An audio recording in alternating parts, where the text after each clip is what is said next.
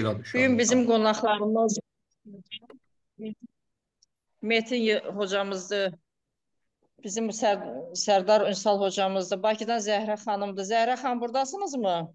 Bəli, buradayam ama səsim görünmür. Videoyu da açacağım. Buyurun, buyurun. Birinci bizim qonağımız Metin hocamızdır. Metin hocamızdan sonra Zəhra xanımdır. Zəhra xanımdan sonra Sərdar hocamızdır. Buyurun Metin hocamız. Buyurun konuşmacılarımız, bugün qonaqlarımızdır. Bize zamanınızı ayırdığınız için ben size teşekkür ederim. Buyurun Metin hocamız. Zamanınızı Efendim, az istemiyorum zaman geçti. merhabalar herkese. İstanbul'dan selam gönderiyorum. İsmim Metin Yıldırım. Burada tanıyan arkadaşlarım var zaten. Çoğu arkadaşımı görüyorum. Gerçekten de sizin belirttiğiniz gibi toplantının mevzusu çok önemli. Yani rahmetli Haydar Aliyev'in anayasa üzerindeki etkisini konuşacağız ya da Azerbaycan dünyasının, hatta ben bir boyutu daha genişleterek Türk dünyası üzerindeki etkisini izninizle bir 5 dakika içerisinde bitirerek diğer konuşmacılara söz vermek istiyorum. Şimdi Allah rahmet etsin. Tabii ki Haydar Aliyev'in o siyasi öngörüsü, bakış açısı ve siyaset içerisindeki yetişkinliği Azerbaycan'ın varoluş sahnesinde de çok önemli roller aldı. Şöyle baktığımızda e, o Glasnost Perestroika döneminde Sovyetlerde bir çözülme var.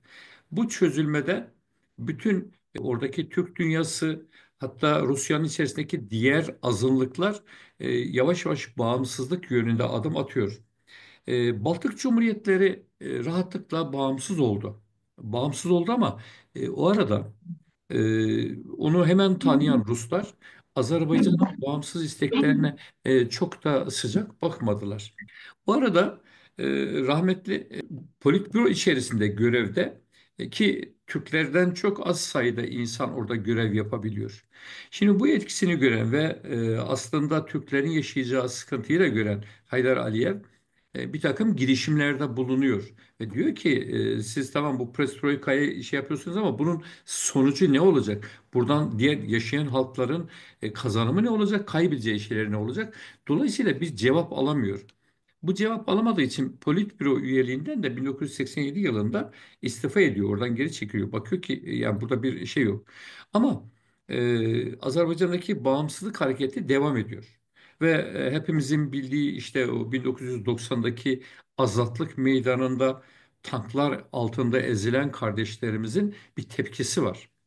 Azerbaycan gerçekten orada çok müthiş bir irade göstermiştir.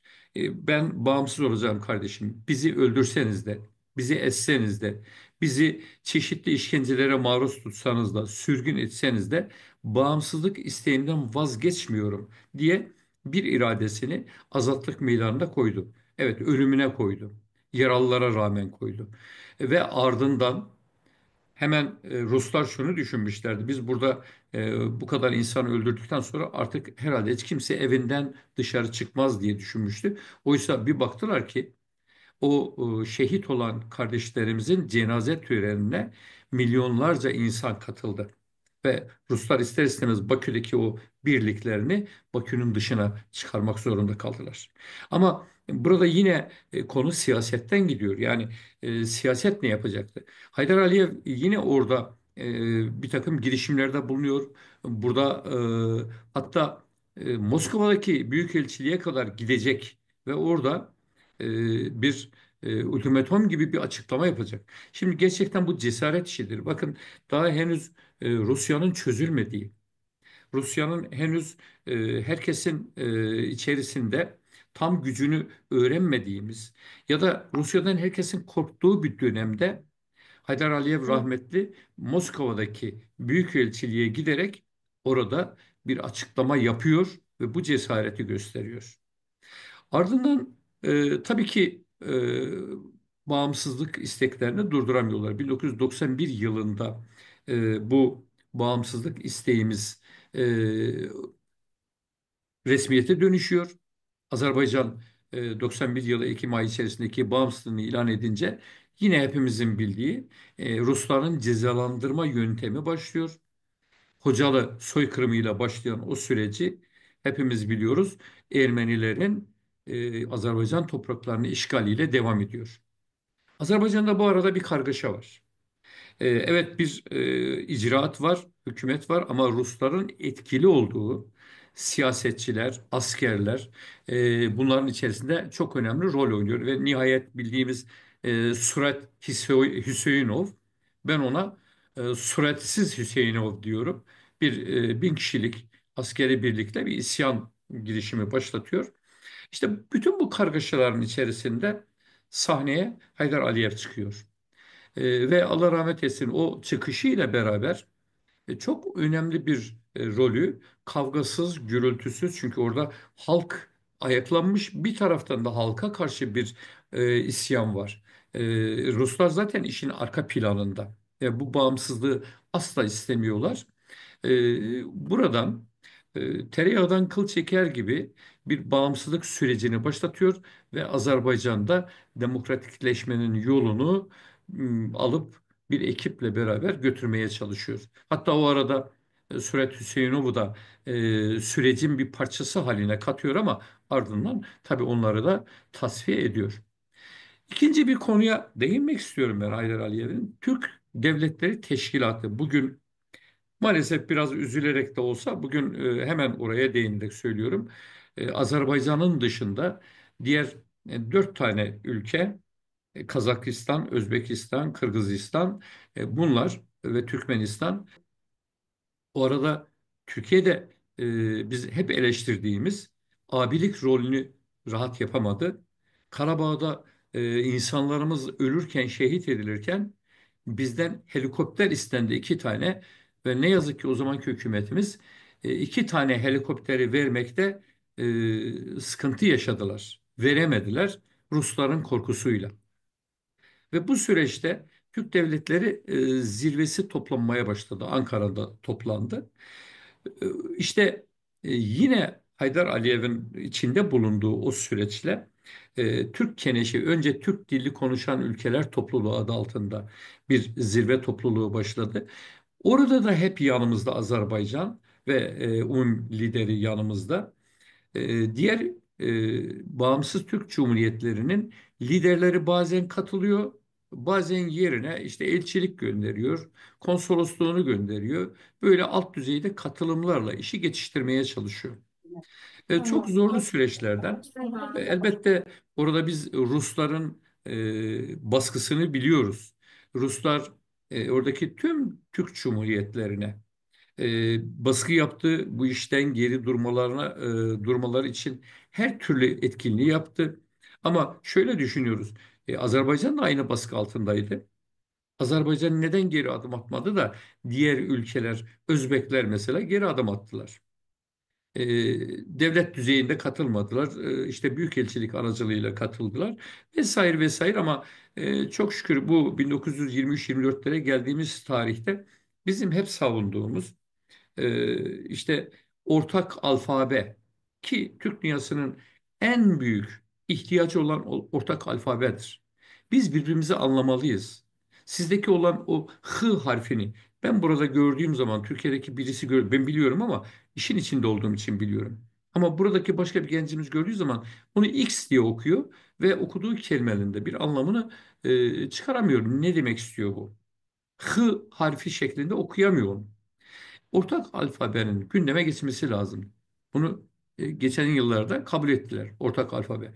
Ama ben bakıyorum Türkiye dahil. Burada Azerbaycan da dahil. Hiçbir ülke henüz ortak alfabeyle ilgili bir girişimde bulunmadı. Parlamentosunda onaylanması lazım. Bunun okullara yaygınlaştırılması lazım. Türkiye'de şu anda tarih kitaplarında bir tarihçi olarak söylüyorum. Tarih kitaplarında şöyle bir sayfalık, yarım sayfalık Hocalı olayı var. Karabağ olayı var. Oysa buraya sayfalar ayrılmalı. Ve yine ortak dil içerisinde bu kitaplar yazılmalı. İşte bu nedenle biz bazı şeylerde sıkıntı çekiyoruz. Yani başlayan süreci, bakın o zaman ta 1992'lerde başlayan bu Türklerin bir araya gelme, Bu adına Turancılık diyebiliriz. Adına başka bir şey diyebiliriz. Adına Türk Birliği diyebiliriz. Yani bunun için tek bir bayrağa da ihtiyacımız yok. Bugün Avrupa ülkeleri nasıl bir araya gelip ekonomik alanda, eğitim alanında, siyasi alanda bir birliktelik sağlıyorlarsa Türkler de kendi aralarında bir birliktelik yapabilirler. Bu eğitim alanında olur, bu işbirliği ticari anlamda olur, işbirliği gümrükleme anlamında olabilir bu işbirliği. Bakın Azerbaycan'da çok güzel bir gelişme oldu. Evet, kimliklerle bugün Azerbaycan vatandaşı kimliğiyle Türkiye'ye geliyor. Biz de sadece Türkiye'de verilen kimlikle Azerbaycan'a gidebiliyoruz. Oysa bu diğer Türk devletlerinde de olmalıydı. Yani madem ki biz Türk devletleri olarak büyük Türk budununun bir parçasıyız, hepimiz o zaman istediğimiz yere gidip gelmeliydik. Ama yine bölük pörçük devam ediyoruz. Bu bölük pörçüklük içerisinde işte bir takım sıkıntılar yaşamamız da normaldir. Ha diyeceksiniz ki burada diğer devletlerin baskısı var, oyunları var. Onlar bizim bu girişimimizi engellemek istiyor. Tabii ki engelleyecekler. İsterler mi? Bugün Rusya ister mi? İstemez yani. Rusya sizin Türk tarafında böyle çok ağırlıklı olarak Türk bayraklarıyla donatılan bir Bakü'yü görmek onları rahatsız eder. Şimdi Özbeklerde, Kazaklarda, Kırgızlarda, Türkmenlerde yine aynı sorun var. Onların üzerinde de baskı var. Ama bu baskılara rağmen Azerbaycan bugün dik durabiliyor. İşte Sayın Aliyev bir açıklama yaptı. Ne dedi? Dedi ki Kıbrıs Türk Cumhuriyeti'nin sorunları bizim sorunumuzdur. Biz sonuna kadar onların bağımsızlığı arkasındayız. Mesele budur. Bakın oradan başlayan ta 1918'e gidelim hatta 1918 yılında bir defa yükselen bayrak bir daha inmez denilen o bayrak yukarı çıktı. İndirdiler ama tekrar yukarı çektik. İndiremediler. Bugün devam ediyor. Rahmetli Aliyev'le, Haydar Aliyev'le devam etti. Bugün İlham Aliyev'le devam ediyor. Yarın Azerbaycan yine bir şekilde hayatını sürdürecektir. Ama önemli olan burada Türk dünyasına liderlik yapmak. Türk dünyasına gerçekten ben şu anda görüyorum liderlik yapacak bir pozisyondadır. Özellikle Türk coğrafyası içerisinde Azerbaycan bugün yükselen bir yıldız şeklinde yoluna devam ediyor. Bunda elbette rahmetli Haydar Aliyev'in o belirlemiş olduğu anayasa çerçevesi, belirlemiş olduğu ilkeler, ortaya koymuş olduğu görüşler, Türk dünyasının sorunlarında ortak hareket etme iradesini göstermesi, yine Türk Devletleri Teşkilatı'nın oluşumunda Türkiye ile beraber ortak irade göstermesi çok önemliydi. Yani burada hem Türkiye hem Azerbaycan. Türkiye zaten durabilirdi. Normalde durması ama Rusya'nın baskısından yeni kurtulmuş bir Azerbaycan'ın o teşkilatın içerisinde ayakta durması diğer Türk Cumhuriyetlerine de hem örnek oldu hem onlara cesaret verdi hem de onlara yapılması gereken şeyin rol modeli olma yönünde bir gösterge ile onlara yol gösterdi. Dolayısıyla biz burada Allah rahmet etsin diyoruz. Türk dünyasında bütün emeği geçen herkese bunu bir belki bir kişi olarak bugün diyoruz ama onun öncesi de var, daha öncesi de var.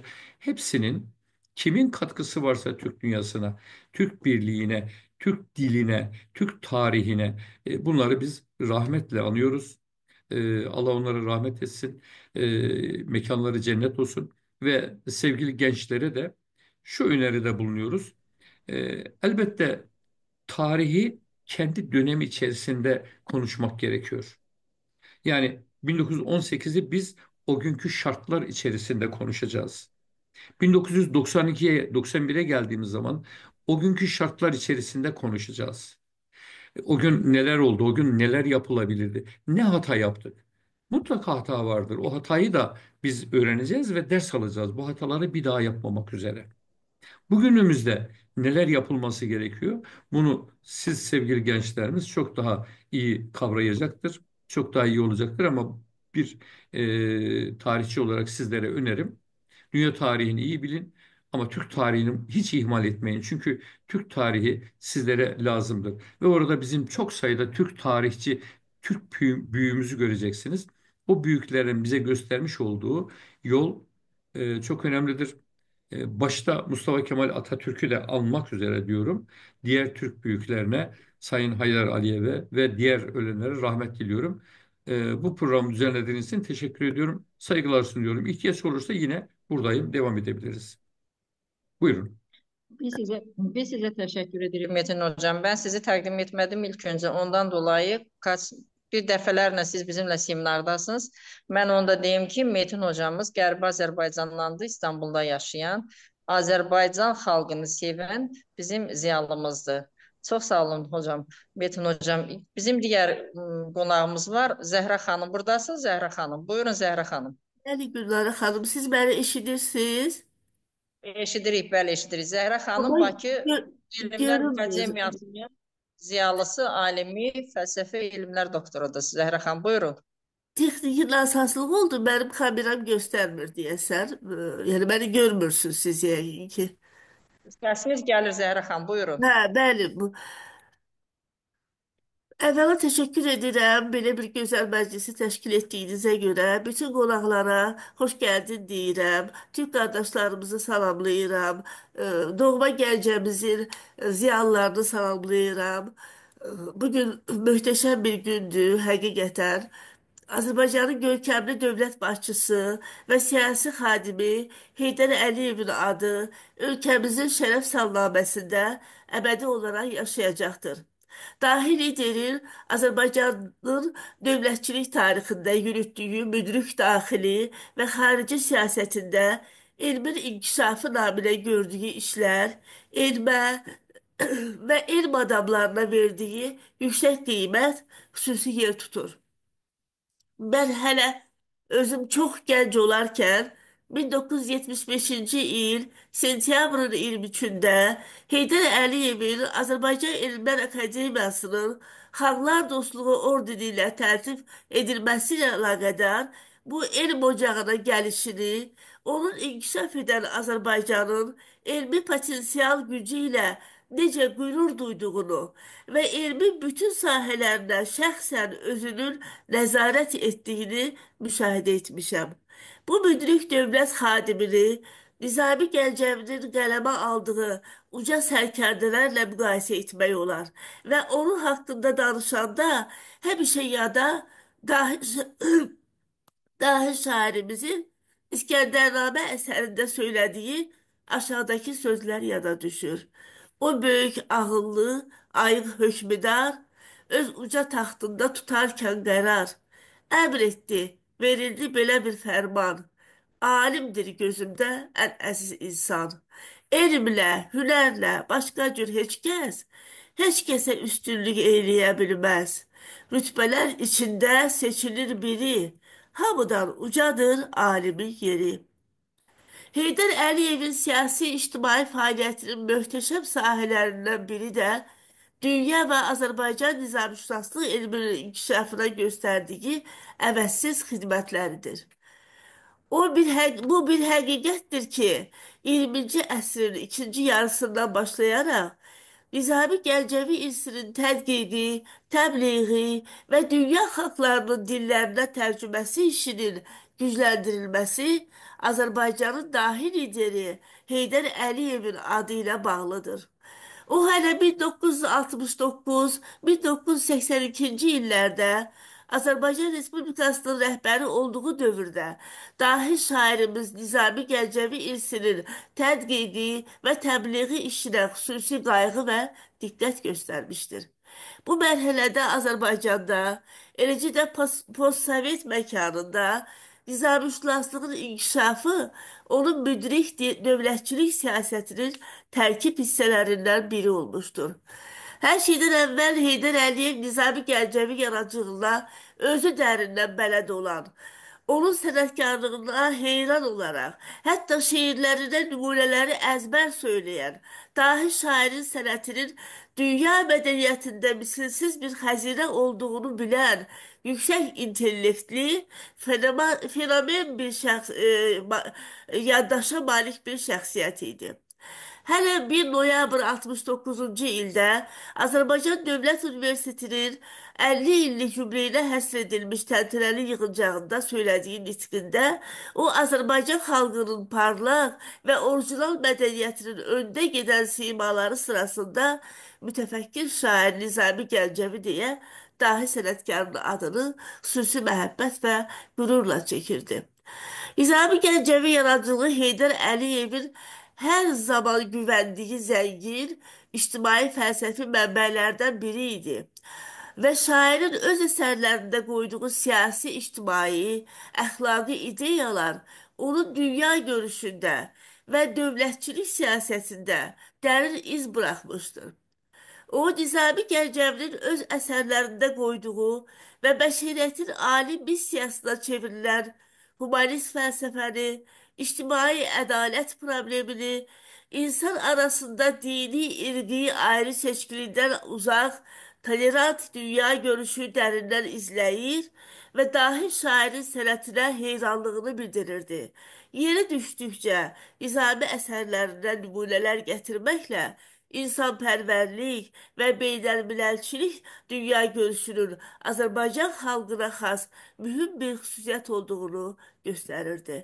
Təsadüfi deyildir ki, Heydər Əliyev 1972-ci il 16 avqustda Moskvada nəşr olunan Literaturная qəzetəyə verdiyi, yəni ədəbiyyat qəzetinə verdiyi müsahibəsində jurnalistin Azərbaycan yazıçılarının yaradıcılığında Sovet o birisi o dövrdə Sovet dövrü idi. Sovet adamlarının dostluğu və qardaşlığı mövzusu necə işıqlandırılır sualına Nizami Gəncəvi yaradıcılığında edərək cavab verirdi Heydər Əliyev. Və belə söyləyirdi. Digər xalqların əsl humanist mütərəqqi ədəbiyyatları kimi Azərbaycan ədəbiyyatının da öz şanlı, çoxhəsrlik, beynəlmiləlçilik ənənələri vardır. Müxtəlif xalqların oğul və qızlarını alovlu məhəbbətlə tərənnüm etmiş Nizaminin dahiyanə əsərləri buna parlaq sübutdur. Azərbaycan nizamşünaslığında Heydər Əliyevin müstəsna əməyini qiymətləndirmək üçün bu sahənin inkişaf tarixinə qısaca nəzər salmaq lazım gəlir. Məlumdur ki, Azərbaycan nizamşünaslığının birinci möhtəşəm mərhələsi, yəni 20-ci əsrin 40-cı illər dövrü, öz monumental töhfələri ilə dünya elm tarixində yeni bir səhifə açmışdı. 40-cı illərə nisbətən sonraki 50-60-cı illər ilk baxışdan durğunluq, sakitlik dövrü kimi nəzərə çarpırdı. Amma əslində nizamşünaslıq artıq qurulmuş olan o sxem plan əsasında sakit elmi tədqiqlərə keçmişdi və nizamşünaslığın vacib problemlərinə həsr olunmuş onlarla monoqrafiyalar yazılmışdı. Lakin Nizami əsərlərinin nəşri və onun irsinin dünya miqyasında tərcümə və təbliği işində 40-cı illərə nisbətən bir durğunluq nəzərə çarpmaqda idi. Heydər Əliyevin 70-ci illərdən başlayan təşəbbüsü və fəaliyyəti sayəsində Azərbaycan nizamşünaslığı öz tarixində ikinci möhtəşəm bir mərhələyə qədəm qoydu. Onun Azərbaycanın böyük şairi və mütəfəkkiri Nizami Gəncəvi irsinin öyrənilməsini, nəşrini və təbliğini daha da yaxşılaşdırmaq tədbirləri haqqında 1979-cu il 6 yanvar tarixində verdiyi qərarla Azərbaycan nizamşünaslığı elminin tarixində yeni bir dövr başladı. Bu qərarla Nizami Gəncəvi irsinin nəşri, tədqiqi, təbliği işi böyük vüsət aldı. Nizamşünaslığın aktual problemlərlə çağdaş dünya elmi səviyyəsində geniş araşdırılmasına geniş imkanlar açıldı. Şairin həyatı, yaradıcılığın müxtəlif elmi aspektlərdən tədqiqata cəlb olunması, sənətinin dünya fəlsəfəsi və poeziya tarixinə təsirinin öyrənilməsi, həmçinin dünya şərqşünaslıq elmi tərəfindən qiymətləndirilməsi və sair məsələlərin tədqiqi qlobal xarakter aldı. Bu dövrdə bütövlükdə Nizami mövzusu ədəbi prosesin ən aktual problemlərindən birinə çevrildi. Şairin lirikası və poemalarının Azərbaycan və rus dillərinə filoloji tərcümələri yarandı, əsərləri yenidən işıq üzü gördü. Heydər Əliyevin 1981-ci ildə avqust ayında Nizami Gəncəvinin anadan olmasının 840 illiyi haqqında qərarı isə nizamşünaslıq probleminin həllini Ümumİttifaq miqyasında o dövrdə məlumdur ki, e, e, bəli, Xahiş bəli, olun mikrofonlar bağlansın. Buyurun Zəhra xanım. bəli. Mikrofonları bağlayın. O dövrdə Ümumİttifaq miqyasında işlər gedirdi, aydındır ki, tərcümələr, tədqiqatlar, yəni bizim dünyaya çıxışımız çox məhdud idi. Bunu bütün dünya bilir, bütün alimlər bilirlər. Amma heç olmasa deməli 15 respublika daxilində e, və əlimiz yetdikcə tutalım Həmid Araslı vasitəsilə, ondan sonraki dövrdə Azərbaycan alimləri vasitəsilə bizim çox məhdud da olsa Türkiyəyə çıxışımız var idi, mövcud idi. Bizim kitabxanalarda daim akademiyanın kitabxanalarında daim Türkiyədə nəşr olunan kitablar işıq üzü görürdü. Mən 80-ci, 70-80-ci illərdə, 75-ci ildən başlayaraq mən daim onları izləmişəm və bizim kitabxanalarda yerləşdirilirdi. Yəni Rüstəm Əliyevin çox böyük rolu var idi o dövrdə. Bilirsiniz ki, ziyalılarımızın İranla əlaqə qurmaqda çox böyük rolu oldu o dövrdə. Yəni bu şəkildə Azərbaycan nizamşünaslığı, yəni Heydər Əliyevin səyi nəticəsində və Heydər Əliyevin təşəbbüsü ilə Azərbaycan Milli Elmlər Akademiyasında Nizami adlı ədəbiyyat institutunda ilk dəfə olaraq ayrıca nizamşünaslıq şöbəsi yaradıldı. Şöbəyə rəhbərliyi dünya şöhrətli şərqşünas alim professor Rüstəm Əliyevə həvalə olundu. Heydər Əliyevin xüsusi tapşırığı, qayğısı və nəzarəti ilə respublikada, o cümlədən Nizamşünaslıq şöbəsində Nizami Gəncəvi xəmsəsini yenidən nəşri, şairin əsərlərinin Azərbaycan və rus dillərinə filoloji tərcümələri, həyatının və ədəbi mühitinin, yaradıcılığın tədqiqi sahəsində qızğın iş getdi. Yəni o zaman hər dəfə, ayda bir dəfə şöbə rəhbəri Rüstəm Əliyev, Mərkəzi Komitənin o dövrki ideoloji məsələlər üzrə katibi, siyasi xadimi Həsən Həsənova hesabat verirdi və o da nizamşünaslıq sahəsində gedən, Azərbaycanda və Gəncədə aparılan işlər haqqında, ümumiyyətlə bütün sistemi miqyasında aparılan, o dövrki mütləq miqyasında aparılan işlər haqqında Heydər Əliyevə məruzə edirdi. Yəni bu dəqiq tarixdə olan məsələlərdir. O da öz məsləhətlərini verirdi. Daim o gedən işlərdən xəbərdar idi, xəbəri var idi. Hər ay məlumat tələb edirdi Heydər Əliyev. Bu dövrdə görülən monumental işlər haqqında təsəvvür yaratmaq üçün onların bəzilərini mən qeyd etmək vacib bilirəm. Deməli, o dövrdə filoloji tərcümələrdə Rüstəm Əliyevin, Mübariz Əlizadənin, Həmid Məmmədzadənin, Qəzənfər Əliyevin, Vaqif Aslanovun və başqalarının, tədqiqatçılardan Azadə xanım Rüstəmovanın, Nüşabə xanım Araslının, Xəlil müəllim Yusiflinin, Arif Hacıyevin, Məmməd Cəfərin Nizaminin fikir dünyası işıq üzü görmüşdü o dövrdə. Sonra Xəlil Hüseynovun Sirlər Xəzinəsini işləmişdi. Mehdi Kazımovun, Çingiz Sasaninin, Zümrüd xanım Quluzadənin, Cahangir Qəhrəmanovun, Kamil Allahyarovun, Teymur Kərimin və s.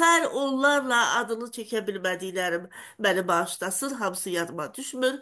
Və bu arada həm də deməli 40-cı illərdə Nizami Gəncəvi əsərlərinin elmi tənqidi mətni hazırlanmışdı. 10-12 qədim əlyazma nüsxəsi əsasında hazırlanmışdı. Amma birinin çapı yubanmışdı. O da Tahir Məhdudşünas alim Tahir Məhərrəmov tərəfindən Həft Beykər 7 gözəl əsərinin elmi tənqidi mətni hazırlandı və Moskvada 1987-ci ildə nəşr olundu. Yəni demək istəyirəm, Ümumİttifaq miqyasında və respublikada böyük beynəlxalq konferanslar keçirildi və Heydər Əliyevin təşəbbüsü sayəsində, zəhməti sayəsində böyük işlər görüldü həmən dövrdə. Bundan başqa deməli əsərlərinin Moskvada rus dilində poetik tərcümələrin olunması və tərcüməsi işində Heydər Əliyev xüsusi. O özü deyirdi ki, mən Moskvaya gedəndə maraqlandım ki, nə vəziyyətdədir həmən tərcümələrin vəziyyəti. Dedilər ki, hələ nəşriyyatdadır. Və mən tapşırdım, tapşırıq verdim. Və Azərbaycanda da Mirzə İbrahimova tapşırdım. Orada da deyir mən əlaqədar şəxsiyyətlərlə görüşdüm və tapşırdım ki, mütləq nəşr olunmalıdır. Və 1985-ci ildə həmən beşcillik işıq üzü gördü. Bu şəkildə Heydər Əliyev həm Azərbaycan xalqının siyasi həyatında, həm də mədəni həyatında böyük rol oynamış bir şəxsiyyətdir. Mən çox vaxtınızı almayacağım, məruzəm böyükdür. Mən bircə onu demək istəyirəm ki, Heydər Əliyev Türk dünyasının, həm dünyanın, həm Azərbaycanın, həm də Türk dünyasının, ümumi Türk dünyasının böyük şəxsiyyətidir. O uzun müddət siyasi xadim olmuşdu. Uzun müddət Dövlət Təhlükəsizlik Komitəsində işləmişdi. O çox ehtiyatlı, çox hər bir şeyi ölçüb biçən bir insan idi. O hər yerdə, yəni bu elə bir şəxsiyyət idi, daim düşünüb danışan, daim düşünən və planlar quran, Azərbaycanı qaldırmaq üçün ümumiyyətlə Türk xalqlarını dünya yəni arenasına qaldırmaq üçün düşünən, daim planlar quran bir şəxsiyyət idi. O deyə bilmədiyi sözləri də əlbəttə daha yaxın, ona daha yaxın, ürəyinə yaxın bir adama söyləmişdi. Məsələn, Türk dünyasının görkəmli şəxsiyyətlərindən biri olan İhsan Doğramacı o dövrdə deyirdi ki, yəni onun yaxınlığı, dostluğu olmuşdu Heydər Əliyevlə. Deyirdi ki, yəni Heydər Əliyev bəzi məsələləri o dövrdə açıb ağarda bilmirdi, 80-ci illərdə açıb ağarda bilmirdi o dövrdə. Deməli, onun belə bir sözü var. İhsan Doğramacının deyirdi ki, Heydər Əliyev fırtınalı həyatının hər dövründə Azərbaycanı və öz türklüyünü unutmayan böyük bir şəxsiyyətdir. Çox sağ olun, təşəkkür edirəm sizə. Mən sizə təşəkkür edirəm. Tək mən yox, Zəhra xanım. Bizim bugünkü gündə qonaqlarımız sizi dinləyən tək Gəncə yox, Respublikanın hər bir qoruq işçiləridir, qoruq rəhbərləridir. Qoruq rəhbərləri adına mən sizə təşəkkür edirəm. Yəni Gəncədə tək yalnız Gəncə yox, Şəmkirdir, Ağsudur, bütün Azərbaycan rayonlarının, hər rayonun qoruq işçiləridir. Sizi dinləyirlər. Biz sizə təşəkkür edirik. Bizim Çox sağ növbəti olun. qonağımız Sərdar Ünsaldır. Buyurun Zəhra xanım. Çox sağ olun. Hamısına öz təşəkkürümü bildirirəm. Hamısı mənə əzizdir. Biz hamısını nəzərə alırıq biz. Çox sağ olun. Mən sizə təşəkkür edirəm. Bizim növbəti qonağımız Sərdar Günsaldır. O da yenə də qərbi Azərbaycandandır. Buyurun Sərdar hocamız. Mən sizdən qoruq işçilərindən xahiş edirəm. Vaxtın, yəni zamanın bitməyinə bir neçə dəqiqə qalıbdır. Sərdar Ünsalın yəni vaxtı bitəndə həmin linkdən bir də daxil olun. Buyurun Sərdar hocamız. Teşekkür ediyorum. Haydar Aliyev Türk dünyasının yetiştirdiği en önemli liderlerden birisidir. Kendisi bugünkü çağdaş Azerbaycan'ın temellerini atan, Kafkasları da parlayan bir yıldız olan Azerbaycan'ın kurulmasını sağlayan bir liderimizdir. Kendisi Atatürk ilkelerine, Atatürk'ün yaptıkları devrimleri örnek almıştır. Atatürk'ün yolundan gitmiştir. Ondan dolayı da biz iki devlet bir milletiz demiştir. Bugün Azerbaycan'ın gelişiminde, Azerbaycan devletinin kuruluşuna baktığımız zaman Atatürk ilke ve inkılaplarının benzerini görmekteyiz. Kendisiyle Nahçıvan'da olduğu zaman bir gazeteci olarak defalarca görüştük. Kendisi o zamanki Ermenistan liderini arayarak defalarca kendisini onları uyararak Sedere'ye yapılan çatışmaların önüne geçmiştir. Daha sonra da Azerbaycan'a giderek Azerbaycan'da bugünkü çağdaş, gelişmiş, modern Azerbaycan'ı kurmuştur. Biz hiçbir zaman Haydar Aliyev'in yaptıklarını unutmayacağız. Bugün Türk gençleri Haydar Aliyev'in yolundan giderek e, büyük bir başarı elde edeceklerine inanıyorum. Özellikle ben buna şahitim. Azerbaycan'dayken de Azerbaycan televizyonda Turan diye bir program yayınlatmıştır. Turan programında Türk tarihini, Türk insanını, Türk töresini, Türk gelenek göreneklerini bu Turan programında ben defalarca seyretmiştim. 102. yılında kendisini rahmetle anıyorum. Herkese saygılar sunuyorum. Ben təşəkkür edirəm hocam. Çox sağ olun, minnətdarıq. Tək mən yox, bütün Azərbaycan qoruq işçiləri, Dövlət Xidməti, Mədəniyyət Nazirliyinin Dövlət Xidməti sizə təşəkkür edir. Bugünkü gündə zamanınızı bizim üçün ayırdınız. Onda mən qoruq işçilərinə deyim ki, Sərdar Ünsal bizim dəfələrlə Yaşıl İğdır qəzetində bizim mövzularımızın hamısına Gəncə qoruğunun təbliğində bir nömrəli həmişə bizimlə olan ziyalımızdır, araşdırmacı yazarımızdır. Biz sizə təşəkkür edirik, Sərdar hocamız. Teşekkür Minnəttar. ediyorum. Zəhra xanıma təşəkkür edirəm. Kimin sualı var?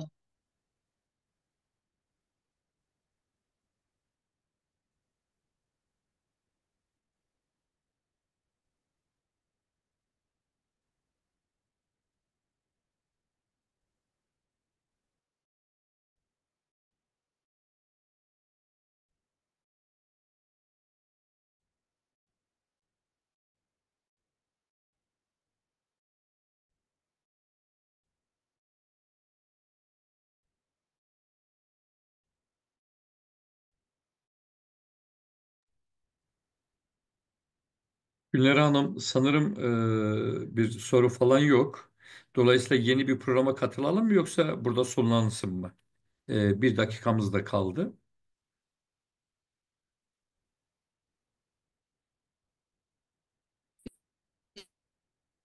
Sesiniz gelmiyor Gülnare Hanım.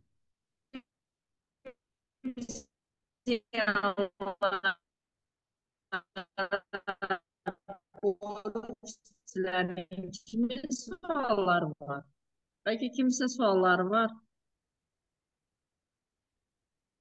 Bizim bu Gülnara xanım, əgər qurtardısa bağlayaq da.